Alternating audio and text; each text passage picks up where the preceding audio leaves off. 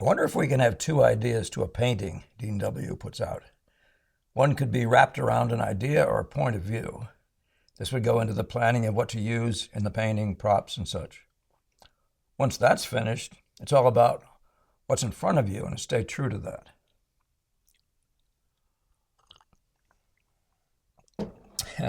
Dean, you just described the setting up of a still life almost perfectly in the Gamble model, the way we were trained. I'm going to, but first of all, thank our support today, Capit Arts. Thank you very much, and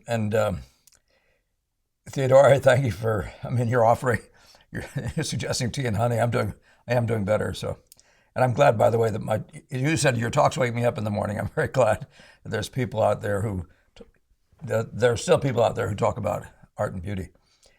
Appreciate the comment. And Linda, Jen, and Lauren Kingsley, and all you guys are sending in repeatedly, and I really do appreciate it. It's so much encouragement. So, all right. On that happy note, though, Dean W is wondering about ideas in painting, and painting is so fraught with the idea of concepts, with the idea of ideas, huh? It's so fraught with it that you can't even think about painting without having to deal with an idea I mean, you could say it's just because it's a creative, as it were, process. And you have to make something. You have to have an idea about it before you make it. It doesn't matter if it was a box, a cupboard, something in wood, or a sweater. If you're going to make it, there's an idea involved, right? If you're doing a sweater, you have to figure out what size the person you're going to give it to would wear. But let's just talk about ideas. It's one of my favorite subjects in painting. It happens so frequently, but I'm just going to talk about it in a way in which we were introduced to it. And that is, so I'm showing you this. You've seen it before. And I may as well show you that one too. There's Robert Douglas Hunter. So he studied with R.H. Ives Gammell, and we operated under him under the premise that a person who can paint a still life can paint anything. And I suggest to you, by the way, these still lifes are, as it were, as good as anything in painting. Now, I'm talking about the thing as the art form, the beauty and truth model, whatever. Not storytelling, admittedly. But that's one of those things, that we sort of began to resolve around Chardin's time, that the subject is, as to quote Gammell again, subject is nothing. But, so here you are, Dean, saying, I'm going to put you back up on here. You're saying, I wonder if we can have two ideas. One could be wrapped around an idea or point of view. Well, you don't have to start with a point of view. If you're doing a still life, you start with your stuff, what you can get available. But if you want to start with a point of view, there'd be a storyline, some kind of a mood. There would be a subject of some sort in the sense of the objects you're rather picking, or even if the objects are buildings and people and stuff doing certain things, okay, you have that. And that would go into the planning of what to use in the painting, props and such. So you have an idea, you go collect. Well, in my world, what I get students to do is, and let's just talk about still life again. I'm going to go through some other stuff, talk about imaginative painting as well, because this more obviously in some ways applies there. But what I go out of my way to do is carry on that conversation, again, brought forward by Gammell, undoubtedly by his teachers in the Boston background, who are saying that you can set up a still life, but the still life, you can paint a still life, but the still life painting is only going to be as good as your setup. Now, that's exactly, I believe, what you're saying, Dean. And I couldn't agree with you more. What I do right from the beginning is I have students collect stuff and that belongs in the same picture coloristically and has a great variety of types of shapes and interestingnesses, values, but they go together well in terms of just color. Because if you're going to paint a painting and you don't have a beautiful color scheme, what do you got? So that's the collecting of stuff to a color scheme. And then, of course, there's all the design and what goes into organizing that stuff, right? But usually what happens in the course of collecting stuff, you begin to have a sort of a bit of a story. So what's the story here? You know, you're looking at Leslie Thompson collected some stuff. He just loved the way certain things worked, the silhouettes, the Buddha thing, and maybe with some mystique to him. And he loved the sort of this curious thing about a monkey and Buddha. There's something there, isn't there? So what is that thing? But he came up with this. He didn't sit there. I mean, I'm betting he didn't sit there and analyze these things as much as he looked at them and thought, fascinating, fascinating, and began to come forward with, or his mind began to put things together into something that actually rather suggested something about whatever, his values, his loves, some intrigue, some mystery of life, art in the sense of life. Keep remembering that phrase, the Ayn Rand phrase. But here you are. So he's just simply found a bunch of stuff that goes well together, interestingly together, and he's organized it. And it does tell a story. So you can collect. I mean, it's much more difficult if you're trying to learn how to paint to go find the perfect subject pieces so you can paint your subject story. Now, obviously, and I should show you one of Rick, my friend Rick, student Rick, who likes to paint theme paintings. So he paints stuff related to the ballet shoes, some mask, some tutu, or to fishing, or to baseball, and he'll just collect stuff that relates to a field like that. Surely you can do that, right? That organizes it, and it gives it a unity of a certain kind, but you also have to get back all the way over to where the unity of the rest are there, so it has a color unity and all the rest. Of course, you're always dealing with the variety problem. It's not just about unity. It's not just about hanging together. But if you don't have enough variety in the values of your objects, you're not going to have as interesting a set of interplay through the image. So you can see that Bob Hunter's done the same thing. The muted tones, the slightly warm out of the mutes, out of the sort of neutrals, but it's slightly warm tonality to the extent that, by the way, again, all these pictures are what they seem, are as they appear. But we can still treat it as if it did, just for the purpose. So he's collected an enormous variety, good value differences, size differences.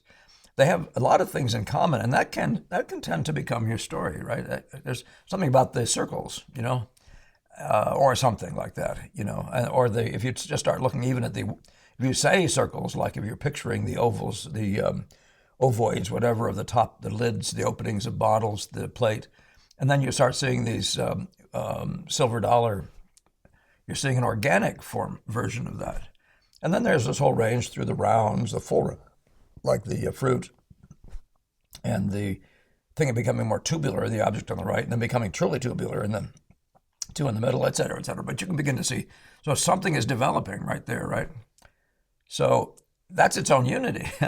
But if you're saying, so that's your first thing, is you're saying, I got this stuff together, and it looks like an autumn theme, shall we say. And you organize it, whatever. Yeah, it's true, though, that the next thing is you got to sit down on that thing and say, what is this thing in its essential unity? And you have to have a grasp of that. You have to have an idea of that. So you're dead right.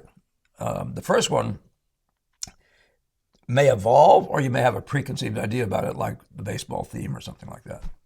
But whatever else happens there, when you paint it, yeah, it's absolutely true that you have to see the unity of that general impression, have a concept of it fixed well in your mind and eye. Even of the like the pyramid, you have to have an idea of the beauty that this. First of all, you have to understand this is a pyramidal design, and you have to do a fascinating one. Now, what I love about Hunter is how much, if not all of his stuff, virtually all of his stuff is pyramids, but he does the most fascinating thing each time, and they're all different. It's almost as if he believed that the pyramid is the thing. And some people have said that over history and so on. But anyway, I don't want to go into this and be so long in this video.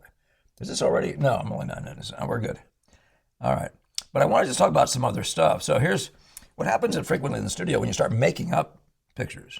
So this is a theme from history. And Jean-Paul Laurens, if you haven't run into him, it's worth your time to have a good look. Mr. Gamble actually indicated that he had some opportunity or near miss in relation to working with Jean-Paul Laurens or his son or something, I don't remember what, for which he, and something happened, and he's indicated some serious regret about it not working out. I think he indicated to some degree that it might have been an issue with him that caused it to happen. So, in any case, here's Jean Paul Laurens, and this is the excommunication of Robert the Good, or something like that, so some king. That was a big thing at a certain time of a certain era, for maybe even 1,000 years, that the Catholic Church would be deposing kings and stuff like that. Not a, sort of an astonishing thing when you think about what a church is, but nevertheless, history being what it is. So, what has he done here? He's done something here where he could have been just setting up a still life. He could have just used the wall of the studio, painted it, got a prop like that, got chairs like that. Gamble used to have people build these for him so that he could just set them there and copy them down. And yeah, then you put your sitters in there and you do that. But you just make sure everything, like to put the golden belt on the woman so that it goes beautifully with the rest of the yellows in the picture, et cetera,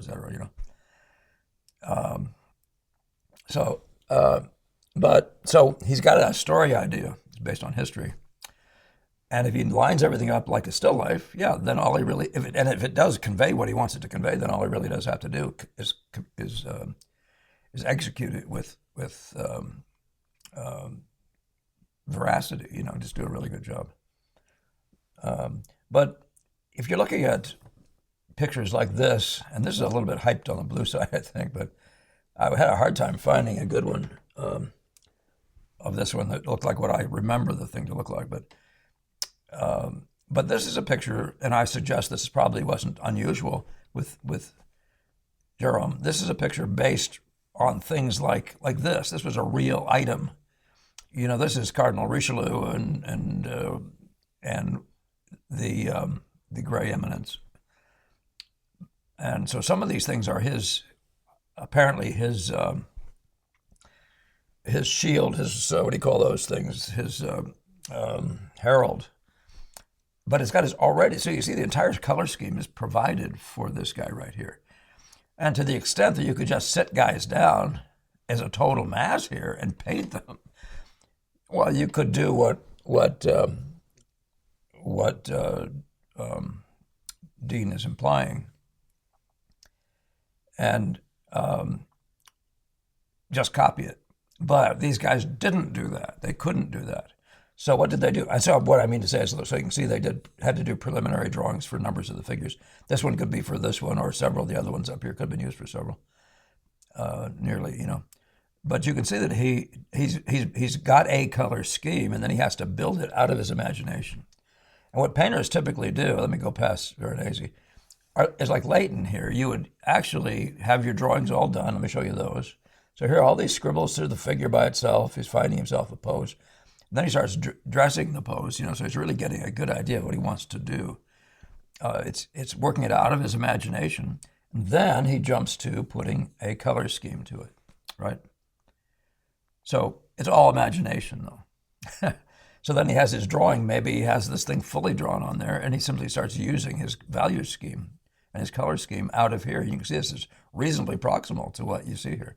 He changed this to something more of a stormy or a red sky, if these notes are true, but mostly this is pretty similar to what he got.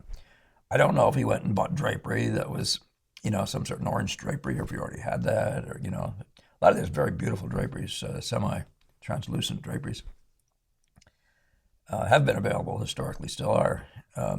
So you can set things up, but did he create a chair like this? Is that where Gamble got his idea to do it? And then did he plop the girl into it? Because if he did, then he could do what you said. He could just design the painting. And he's got his theme. He's got Flaming June. He's come somewhere or other. He's come up with the idea of hot day, girl takes a siesta. Pretty girl takes a siesta, that sort of thing. And but you can see that his color scheme, if he did do that, he organized it really well with his junk.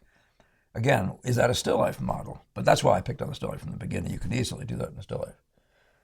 But you got a guy like Millet, and he insists that he didn't ever do anything like that.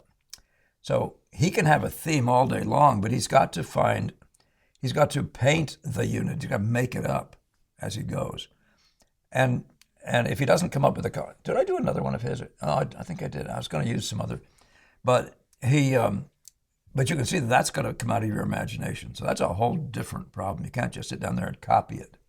So you have to do color studies, value studies, various things like that, which he did tons of. There's a lot of preliminary work. Ang's the same way. If you're an imaginative painter, and he even did it with portraits, there's a whole bunch of prep work, if you want to call it that, sketching and studies and lots of other stuff. There's some very beautiful studies at the back of this guy. Very powerful form interpretations in just charcoal, black chalk. So, but that's just sort of, I'm just saying that to get into our head that there's a whole panoply of things. But let me go back just for a second. So if you're looking at, if I can get a good shot of this one here. Let me try this one. Let's take this one. This is a Veronese, and Veronese would have invented this entire thing. Now these things, his stuff, he's a fantastic colorist. By the way, doesn't this rather remind you of a couple of these, but doesn't it remind you of the nuanced unity that Hunter creates? Or even this, if it didn't have so many hypercolors, you could see this dominance of a certain gray, of a certain kind of color that is absolutely fitting for the red, yellow, blues that are extant in the picture. But so this is really, and by the way, I want to say about Jerome that he really is a good colorist frequently, and he looks like he's taken the lessons from Veronese, who is historically considered to be the greatest colorist of all time, and Degas wants to give him a run for his money for sure. Nevertheless, if you can see this, and again, I don't know how it's going to project onto your screen and all that sort of thing. In fact, on this screen versus when I first looked at it, it's not coming up looking as beautiful as it seems. But you can see in this one though that he's found a main line. I'm going to call it an S curve for now, right? See all the sweeping stuff out here, and then it's all plowing through here, and then it's returning this way. You could call that an S curve. Hogarth and other people were into the idea that their paintings have that line. But anyway, what I'm saying though is that once you grasp the main line in your design, that's an idea, right? You see that, and the deal is to hang with it, and maintain the unity of that concept, the concept of your grand gesture, if you like to call it that.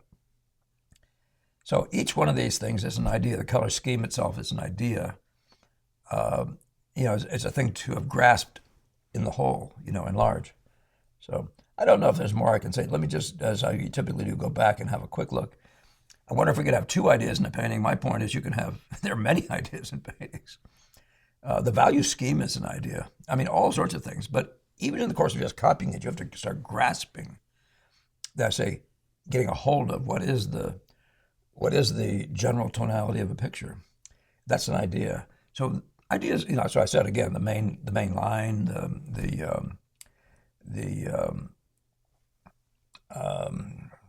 stuff related to the visual order, it wouldn't matter. The color scheme is an obvious one. So this would go into the planning of what to use in the painting, props and substance. You put all that stuff together, it all really goes together great. You design it then with the idea of other unities, like that's what I said, like the main line. And then if you could do that, but you can't, so you have to, so it doesn't quite go together. But if you're just talking about still life, a la Gamble, a la Boston School, it's exactly, you've nailed it. Right? That's precisely and exactly what we do. Hence, one more time, I'll say, Gamble's comment.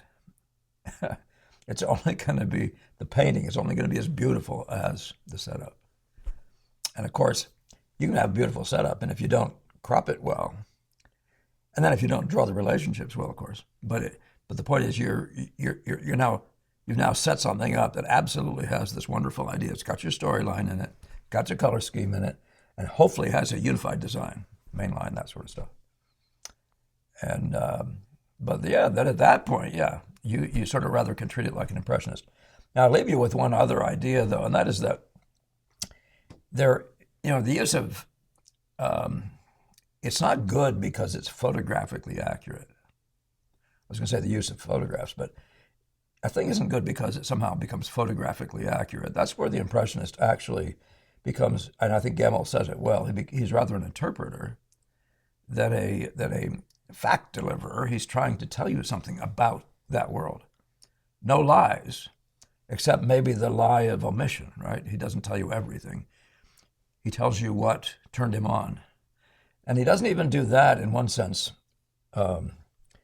aggressively by some sort of hyperbole. He does it, he just pursues those things at the expense of other things in the process of making that, shall we say, in this case, still life or landscape or whatever else it is. So that's probably the last thing I would say about that. And come back to me if somebody else wants to discuss this idea about ideas. But we've talked about it a little bit before. And I'm going to head out of here on this one. And I'm going to be doing a couple short ones. I have to put together a whole bunch for Mr. Producer, who's going to be out of the country for a month. I believe he's going to be the director of photography or something in Europe somewhere. So, and he wanted me to say something. What was I supposed to say, Mr. Producer? Hey, you have this window right here. Put it up there, what I should have said. If I think of it, I'll do it the next one. I'm so sorry. What did I forget to tell you? I was really supposed to announce something to you guys that I failed to do. All right. In any case, that was a short one, but enjoy, and yeah, let's further the discussion. All right. And thank you again to Theodora, to Linda Jen, and Lauren K. so much for these wonderful donations that keep on keeping us happy, so we say. All right. Take care. See you next time.